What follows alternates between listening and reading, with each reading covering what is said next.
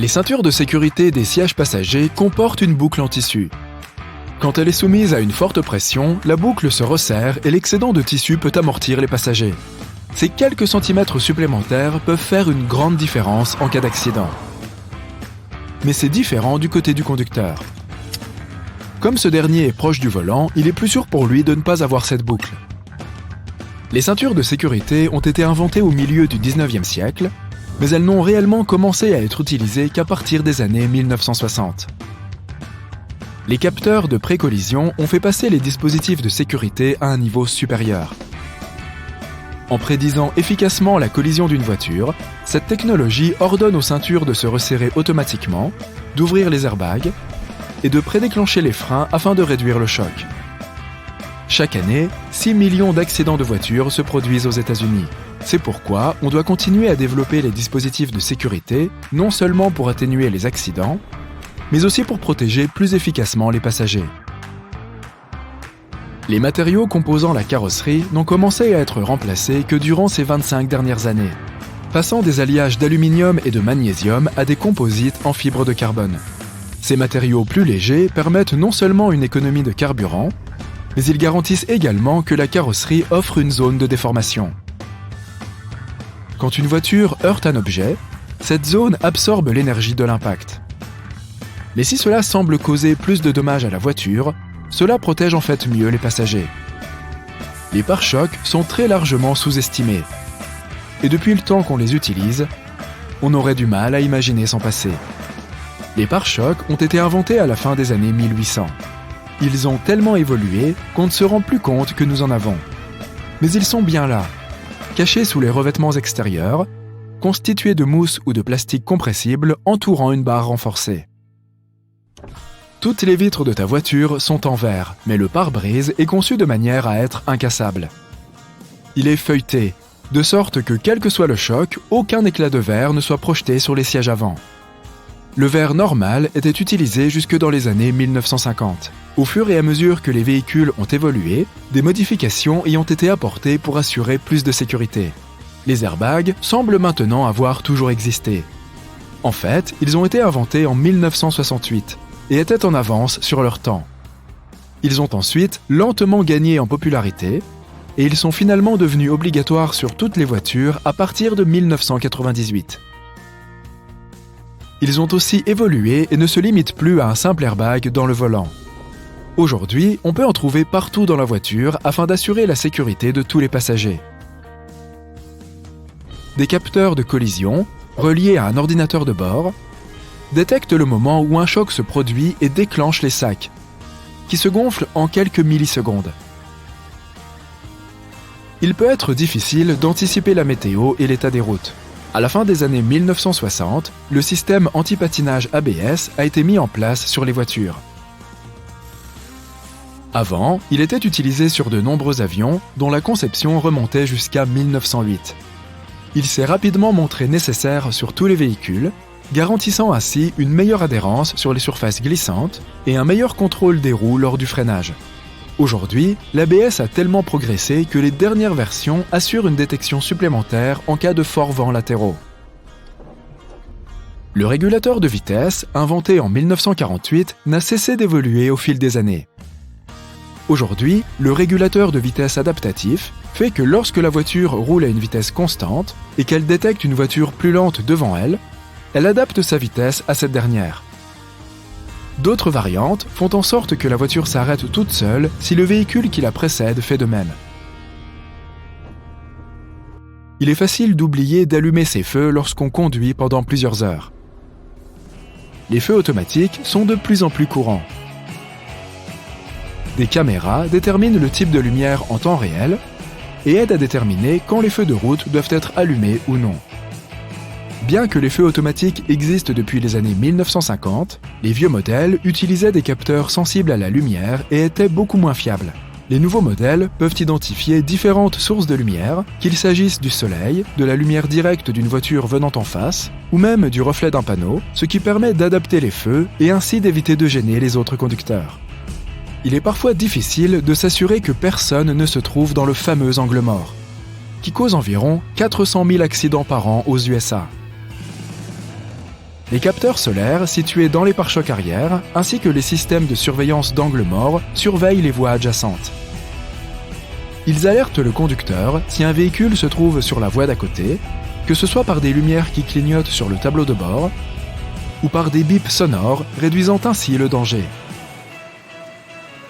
1,6 million d'accidents de la route sont causés par l'utilisation du téléphone au volant, et la fatigue est à l'origine d'au moins 10% des accidents de voiture. Le système de surveillance de l'attention du conducteur permet de contrôler tout ça.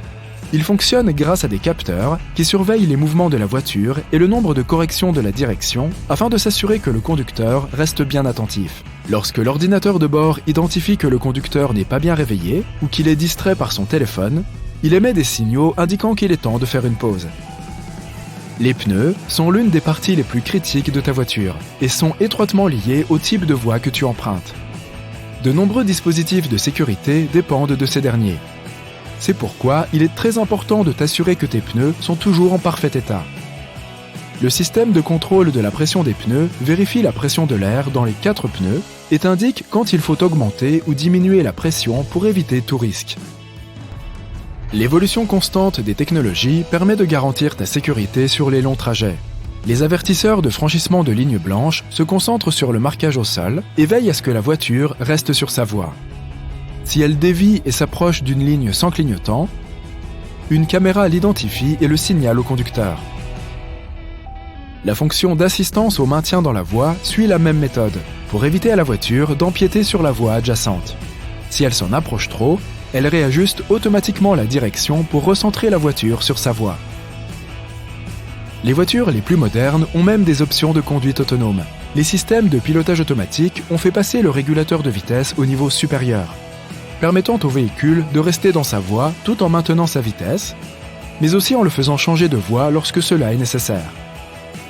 Certains dispositifs s'imposent progressivement dans tous les modèles de voitures. Par exemple, la vision nocturne, qui utilise des caméras thermographiques pour repérer les piétons et les animaux. Elle s'intègre à l'ordinateur de bord et identifie les objets à partir de leur signature thermique. Il y a plus de 1,4 milliard de voitures en circulation dans le monde. Et comme la population mondiale augmente, on s'attend à ce que le nombre de voitures en fasse de même. Les dispositifs de sécurité évoluent constamment. Les phares à infrarouge serviront bientôt dans des conditions de mauvaise visibilité comme les tempêtes, la neige et le brouillard.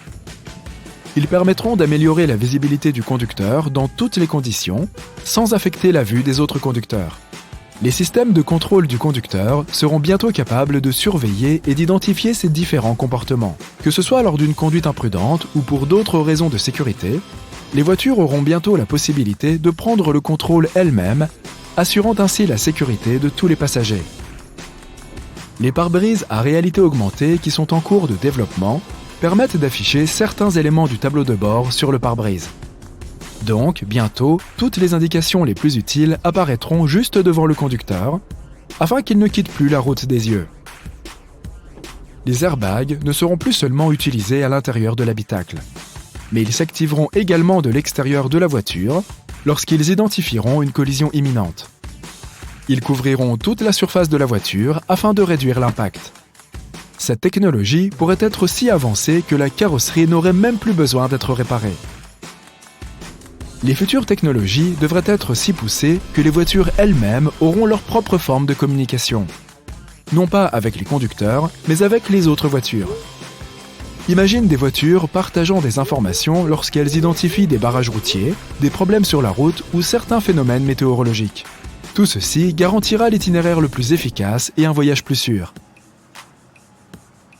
De nombreux ciseaux de cuisine ont une ouverture dentelée là où les poignées et les lames se rencontrent. Tu peux t'en servir pour effeuiller les herbes difficiles comme le thym, le romarin et la ciboulette. Cela t'évite de perdre du temps à essayer d'enlever les feuilles à la main. Et si tu es à court de vase, tu peux offrir des roses à celles que tu aimes de cette façon. Fais juste attention à l'endroit où tu pointes le bout des ciseaux. La languette métallique des canettes de soda peut être retournée pour que tu puisses y glisser une paille et donc éviter de porter la canette à ta bouche. Cette languette a d'ailleurs remplacé l'anneau de traction créé au début des années 60. Tu te souviens de ces derniers, n'est-ce pas ? Ils étaient assez coupants et facilement enlevés, et ils présentaient donc un danger pour les autres. Maintenant, tu peux glisser ta paille directement dans la languette. Et aussi, faire des bulles. Parfois, lorsque tu achètes un vêtement neuf, un petit sachet en plastique y est attaché, avec un bouton supplémentaire et un morceau de tissu. Si le tissu est souvent utilisé pour réparer d'éventuels trous, il peut aussi servir à tester les effets de divers détergents sur le vêtement. Il est également pratique pour tester les programmes de lavage avant de laver le vêtement entier. Tu peux utiliser un tournevis pour faire levier si tu as du mal à soulever ou à déplacer quelque chose. Certains ont aussi une poignée de forme hexagonale qui s'adapte à l'intérieur d'une clé à molette. Tu peux l'utiliser pour augmenter le serrage et, encore une fois, faire levier. Pratique pour ceux qui n'ont pas beaucoup de force dans les bras. Les élastiques sont utiles pour de nombreuses choses, mais si tu as une bouteille ou un bocal difficile à ouvrir, tu peux enrouler l'élastique autour du bouchon pour une meilleure prise. Les escaliers mécaniques ont ces brosses noires sur les côtés pour la même raison qu'il y a parfois des lignes jaunes sur les marches, pour dissuader les gens de s'approcher trop près des endroits dangereux. Les gens ne font pas toujours attention, et parfois les vêtements ou lacets peuvent être dangereusement proches de l'endroit où la marche rencontre le bord ou la jupe. La brosse est une petite sécurité pour empêcher que cela ne se produise. Elle peut aussi empêcher des bouts de peluche ou autres petits éléments de tomber dans les interstices. Ton jean possède plusieurs caractéristiques qui sont bien fonctionnelles, bien qu'un peu démodées. Les rivets en métal autour des poches aident à sécuriser les points de tension. Cela leur permet de durer un peu plus longtemps que la moyenne, bien que tous les jeans n'en soient pas équipés. Beaucoup de jeans ont encore une minuscule poche directement au-dessus de la poche principale. À l'origine, elle était destinée à contenir une montre à gousset. Même si ces montres appartiennent pour la plupart au passé, de nombreuses personnes utilisent encore cet espace pour ranger des pièces de monnaie, une bague ou même une mini-clé USB.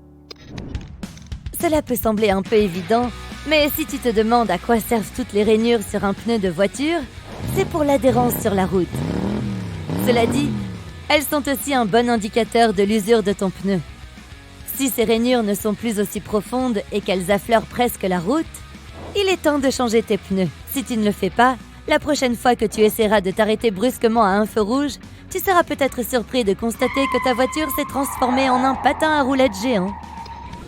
Ces boîtes à emporter, souvent associées au restaurant chinois, sont conçues non seulement pour transporter ta nourriture chez toi, mais aussi pour la conserver au réfrigérateur. Elles font également office d'assiette car tu peux manger directement dedans sans avoir à te soucier de la vaisselle sale. Elles ont d'ailleurs été brevetées en 1894 pour transporter des huîtres fraîchement écaillées et étaient connues sous le nom de seaux à huîtres. Elles ont ensuite été adaptées pour servir de récipient étanche pour la nourriture. Lorsque tu es assis dans un avion et que tu regardes par le hublot, tu as peut-être remarqué ces petits trous ou, dans certains cas, une petite ouverture singulière en bas. Cela s'appelle un trou d'aération. Et il est conçu pour égaliser la différence de pression d'air qui s'accumule entre la cabine pressurisée et l'atmosphère extérieure, surtout à haute altitude. Il libère également l'humidité entre les vitres pour éviter que du givre ne se forme sur les fenêtres et n'obstrue cette si belle vue. Désolé, mais tu ne pourras pas y dessiner un smiley de sitôt. Le premier cutter a été introduit en 1956 par une entreprise japonaise. Ils se sont inspirés des carrés des tablettes de chocolat. Presque tous les rubans à mesurer ont une fente vide dans leur extrémité métallique.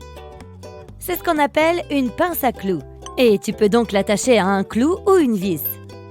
Une astuce pratique pour faire des mesures sans avoir besoin de quelqu'un d'autre pour le maintenir en place.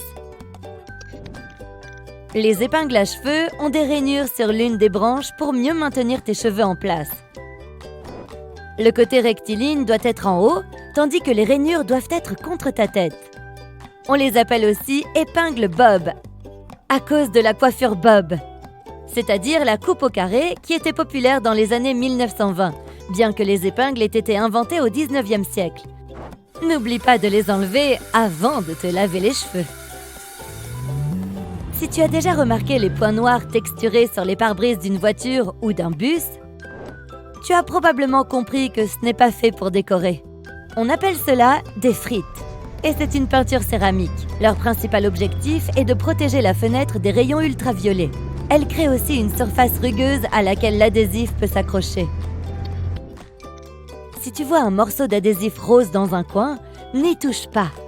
C'est sans doute le vieux chewing-gum de quelqu'un.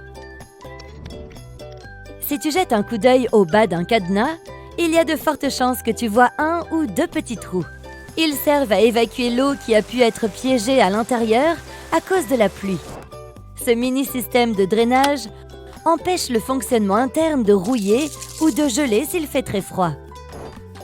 Et si le cadenas se bloque, tu peux faire pénétrer un produit à base d'huile à l'intérieur pour le lubrifier et le faire fonctionner à nouveau. Si tu as perdu la clé et que tu veux soulager ta frustration, tu peux crier dans les trous. Cela ne l'ouvrira pas, mais tu te sentiras un peu mieux. Certaines chemises ont une boucle en tissu dans le col. Elle sert à suspendre la chemise. Les boucles auraient été utilisées pour la première fois dans la marine, car il était facile de les accrocher simplement au mur. Dans les collèges des années 1960, la mode était de porter la chemise boutonnée jusqu'en haut, ce qui rendait tout plus compliqué. Les concepteurs ont donc commencé à mettre la boucle dans le dos. Si l'étudiant enlevait la boucle, cela signifiait qu'il était dans une relation stable, à moins que l'un de ses amis ne la lui arrache pour lui faire une farce. Et maintenant, tout le monde se demande avec qui il sort. Tu t'es déjà demandé pourquoi les pièces de monnaie ont ces petites rainures sur les bords? C'est un vestige des temps anciens où elles avaient plus de valeur. Les faussaires pouvaient facilement limer les bords des pièces pour en refaire d'autres en or ou argent. Les rainures ont été créées pour qu'il soit beaucoup plus facile de dire si une pièce a été limée. Ce n'est plus nécessaire aujourd'hui, mais les pièces ont toujours ce détail. Et si jamais tu t'ennuies, tu peux essayer de compter le nombre de rainures.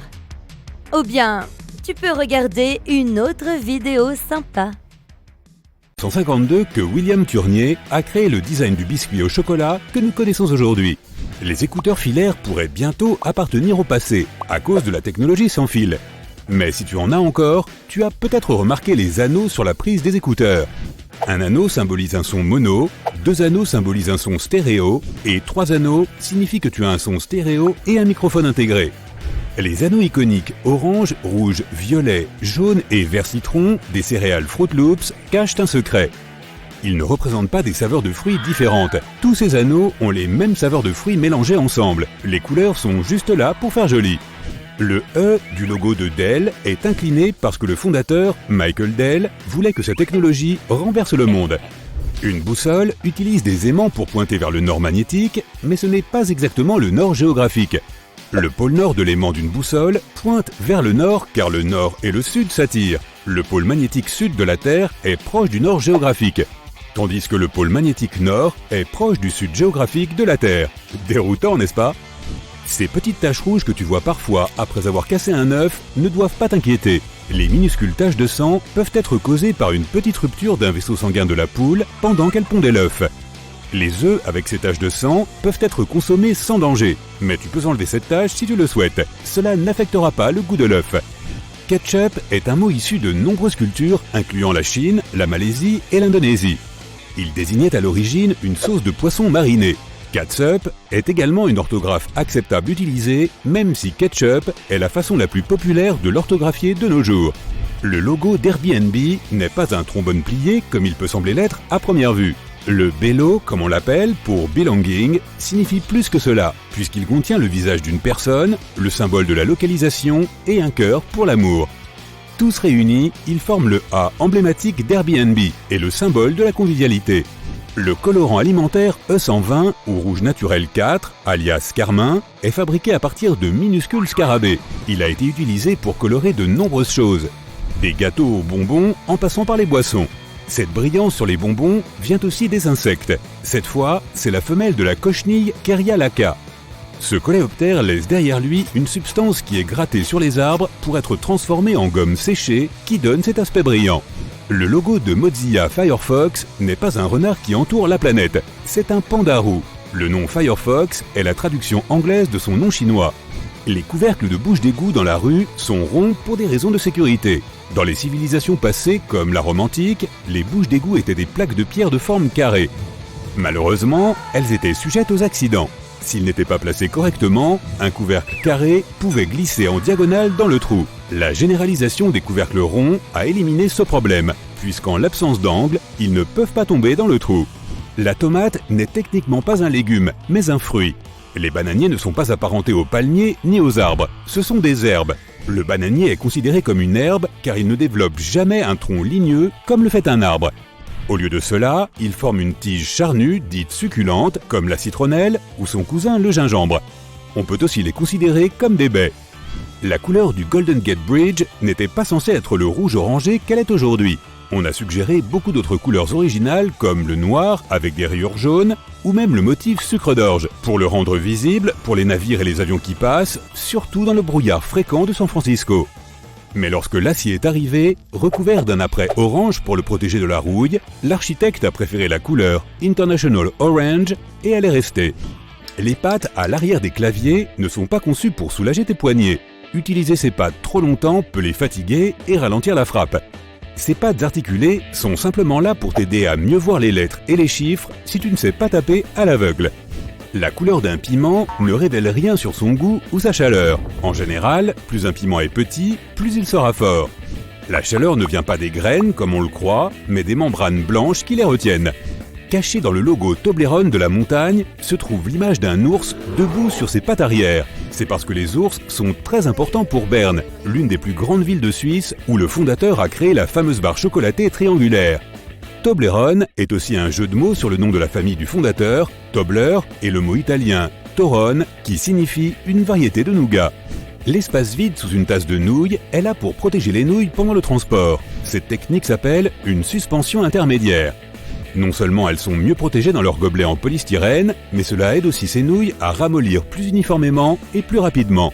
Si tu penses que le trou sur le corps des stylos à billes n'avait aucune utilité, détrompe-toi. C'est ce qu'on appelle un système d'aération, qui aide l'encre à s'écouler plus facilement. Ainsi, la pression de l'air est équilibrée entre l'intérieur et l'extérieur du stylo, ce qui permet à l'encre de couler facilement vers la pointe. L'un des logos les plus reconnus dans le monde du cyclisme a un élément caché. Dans le nom du Tour de France, les lettres O, U et R forment un cycliste. Ces supports métalliques sur le haut des pistolets dans les stations-service ont un design unique et une fonction bien précise. Si un conducteur distrait oublie que le pistolet est toujours à l'intérieur de son réservoir et commence à rouler, les supports magnétiques se séparent sans endommager aucune partie de la pompe à essence. Le logo de Wendy's rend hommage à la fille du créateur Dave Thomas. Il provient de son surnom. Mais il y a plus que cela. Le collier de Wendy forme le mot « Mom ». Bien que ce ne fût pas intentionnel, c'est devenu une marque de fabrique de la chaîne de restauration. Trouver la bonne voie à emprunter pour sortir de l'autoroute peut être parfois déroutant, surtout dans un pays étranger. Fais attention au côté de la route où se trouvent les panneaux de sortie. Ce sera la voie dans laquelle tu devras te trouver. Certains dentifrices sont munis d'un petit opercule qu'il faut retirer avant de pouvoir les utiliser. Au lieu de t'abîmer les ongles, sache que le bouchon du dentifrice a une petite pointe sur le dessus qui sert justement à percer l'opercule. Les chips Tostitos ont un symbole caché en plein milieu de leur logo. Les deux T du milieu ressemblent à deux personnes qui dégustent des Tostitos autour d'un bol de sauce. Le bol de sauce est rouge et forme le point sur le i. L'un des monuments les plus emblématiques au monde, la Statue de la Liberté, a fonctionné pendant 16 ans comme un phare entièrement opérationnel. Cependant, la lumière était à peine visible, même depuis Manhattan. En 1901, elle a finalement été mise hors service en tant que phare. Les touristes pouvaient même visiter la torche pour avoir une vue imprenable sur la ville. Mais un accident a endommagé la torche en 1916 et elle est fermée au public depuis. L'étiquette « Ne pas retirer sous peine de poursuite judiciaire » sur les matelas n'est pas placée là pour le consommateur et n'annule pas non plus ta garantie si tu la retires. Dans les années 1900, les fabricants créaient le rembourrage avec pratiquement n'importe quoi. Des poils d'animaux, de vieux lits d'hôpitaux ou des vêtements. Cela n'avait pas d'importance à l'époque. Des lois strictes ont donné naissance à ces étiquettes pour empêcher les matériaux recyclés d'être réutilisés et vendus comme neufs.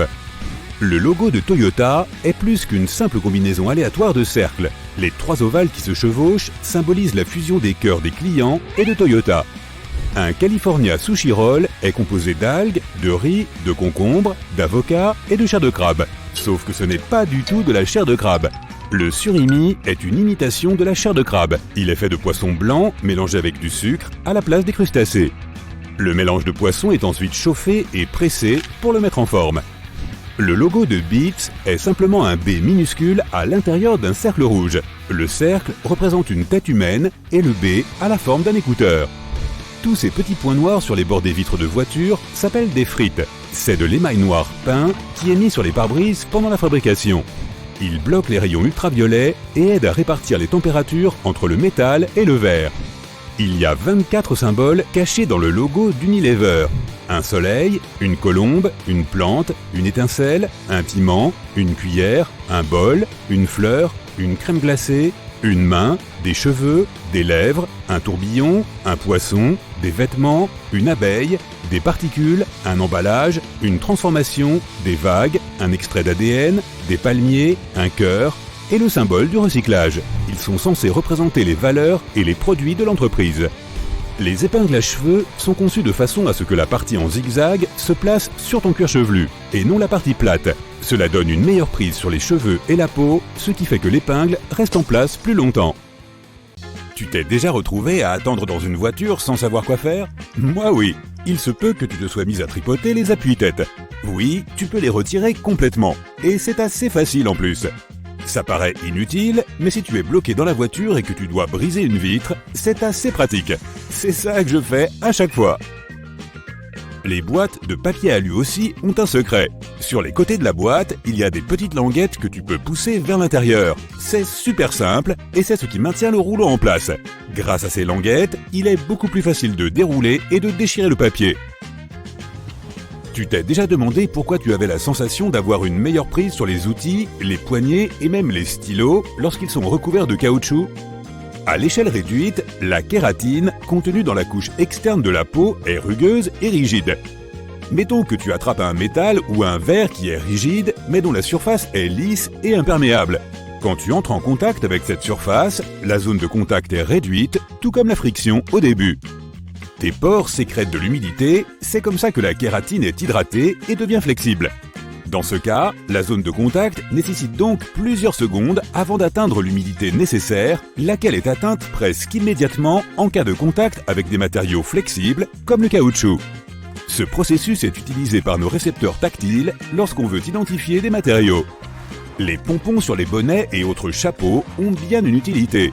Ils ne sont pas seulement là pour faire joli. Enfin, ils avaient une utilité. Une des théories les plus répandues est que les marins français portaient des bérets avec des pompons pour ne pas se cogner au plafond en cas de mauvais temps. Ouais, les plafonds des bateaux étaient vraiment très bas. S'il y avait de trop grosses vagues, bam, on se cognait au plafond. D'où l'utilité des pompons. Maintenant, c'est juste un accessoire de mode. Ce mystérieux tiroir sous le four. Oui, celui où tu mets tous ces ustensiles que tu ne sais pas où fourrer. Eh bien, tu as raison de les mettre là, ces ustensiles. Mais sache qu'à l'origine, ce tiroir est conçu pour garder tes plats au chaud, du moins jusqu'à ce que tu les mettes à table. Et ce renfoncement situé sous les meubles de cuisine, légèrement en retrait. Cet élément, aussi appelé coup de pied, est situé de cette façon pour te permettre de te tenir près du plan de travail pendant que tu cuisines. Les portes des placards sont situées un peu plus haut par rapport au sol, afin de pouvoir s'ouvrir sans te toucher les pieds. Le placard sous l'évier n'est pas vraiment fait pour entreposer des produits de ménage. Il est là pour que tu puisses atteindre facilement la plomberie de l'évier en cas de besoin. Ce petit trou étrange sur les tiges des sucettes n'est pas le trou d'un sifflet. Il est nécessaire à la fabrication même de la sucette. Lorsqu'il est chaud, le bonbon fondu est versé dans le moule. Une petite quantité de cette pâte va couler dans ce petit trou et durcir. De cette façon, le bonbon tiendra sur sa tige et ne tombera pas. Les lettres sur un clavier ne sont pas placées au hasard. Le tout premier clavier était celui des machines à écrire. Les dactylographes sont devenus si bons dans leur travail qu'ils ont commencé à écrire trop rapidement et les bras de la machine à écrire se croisaient et se bloquaient systématiquement. C'est pour cela que les fabricants de machines à écrire ont dû modifier l'ordre des lettres sur le clavier pour ralentir les dactylos afin que les bras ne se plantent plus. Est-ce que tu es aussi du genre à utiliser les brosses des escalators pour te polir les chaussures? Crois-le ou non, ce n'est pas leur fonction principale. Ces brosses sont là pour une question de sécurité. Au début, les gens coinçaient leurs sacs ou leurs vêtements s'ils se tenaient trop près des bords. Ces brosses dissuadent les gens de s'approcher des côtés des escalators, évitant ainsi les accidents. Beaucoup de gens pensent que les épingles à cheveux sont ondulées pour des raisons esthétiques. C'est d'ailleurs pour ça qu'ils les portent avec le côté ondulé vers le haut. Mais ces petites vagues sont en réalité là pour s'accrocher à la base du cheveu et fixer l'épingle. Le côté ondulé doit donc être mis vers le bas. Tu as peut-être déjà remarqué ce petit trou dans le crochet en métal au bout d'un mètre ruban. Si tu as les mains prises, tu peux placer le petit trou sur la tête d'un clou et mesurer en toute tranquillité. Si tu regardes attentivement, tu remarqueras que le crochet est légèrement dentelé. Il sert à marquer les mesures, plus besoin de crayon. Si tu passes beaucoup de temps dans les avions, tu as probablement remarqué ce petit trou situé dans la partie basse des hublots. Pas de panique, c'est ce qui nous sauve lorsqu'on est en altitude. C'est un trou de respiration. Il se situe sur la vitre du milieu, parmi les 3 qui composent le hublot et qui protègent les passagers de la pression extérieure. C'est un petit trou, mais il permet de répartir toute cette pression exercée sur l'appareil en l'équilibrant notamment au niveau des hublots. Que signifie ce chiffre 57 sur les bouteilles de ketchup Heinz? Selon le fabricant, seulement 11% des consommateurs de ketchup savent que ce chiffre n'a rien à voir avec l'étiquette du produit. Il indique simplement un point particulièrement mou de la bouteille sur lequel appuyer pour faire sortir la sauce. Pas besoin de taper comme un fou sur le fond de la bouteille la prochaine fois que tu veux du ketchup. Appuie sur le 57. Les rainures placées sous les tasses sont très pratiques. Quand tu mets les tasses à l'envers au lave-vaisselle, ces rainures vont faire couler l'eau qui s'accumule sur le fond de la tasse.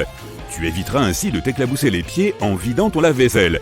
Ces rainures font aussi passer de l'air froid sous la tasse et l'empêchent ainsi de se fendre lorsqu'elle est remplie de liquide brûlant. Tu as probablement remarqué ce petit point à côté de l'objectif de l'appareil photo d'un iPhone. Ce n'est pas un flash, non. C'est un micro qui enregistre les sons quand tu utilises la caméra arrière. La prochaine fois que tu as un petit creux et que tu décides de manger des frites au McDo, regarde cette languette-là sur ta boîte de frites. Certaines personnes la plient vers l'intérieur pour maintenir les frites au chaud. Mais si tu n'es pas du genre patient, tu peux la plier vers l'extérieur et ça devient un parfait petit support pour tes sauces. Il suffit de la replier suffisamment pour éviter qu'elle se relève et t'éclabousse avec la sauce en mode catapulte. Crois-moi, c'est pas joli à voir. Dans les années 70, les gens utilisaient des dentifrices pour l'hygiène, oui, mais ils voulaient surtout avoir une haleine fraîche. Aquafresh a répondu aux besoins des usagers en ajoutant le trait bleu à leurs produits. Puisque les consommateurs ont commencé à faire plus attention à leurs dents et à leurs gencives, Aquafresh a rajouté un 3e trait rouge à son dentifrice qui a maintenant 3 fonctions. Il rafraîchit, nettoie et contrôle la plaque dentaire. Et oui, le dentifrice tout blanc peut aussi avoir les mêmes caractéristiques, mais de nombreuses marques continuent d'ajouter ces traits à leur dentifrice dans tous les cas. En parlant de ça, tu vois les couleurs au fond des tubes de dentifrice ? Ces couleurs ne signifient rien de particulier. Elles sont juste là pour indiquer au capteur lumineux la fin du tube pendant la fabrication. Grâce à ces couleurs, la machine sait exactement où couper et souder le tube. Le gel désinfectant est plus que monnaie courante de nos jours et il peut être utilisé pour beaucoup d'autres choses, hormis la désinfection des mains. Il fonctionne à merveille pour enlever les taches des vêtements. Le gel décompose les éclaboussures grasses et huileuses et fonctionne parfaitement comme dégraissant. Tu peux aussi t'en servir comme déodorant en cas de besoin l'été. Tu remarqueras que sur le fond des bouteilles en plastique, il y a une petite encoche.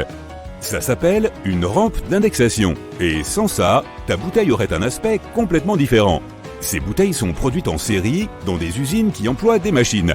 Étant donné que la plupart des bouteilles sont décorées, les fabricants ont voulu s'assurer que toute la déco soit imprimée du même côté sur toutes les bouteilles.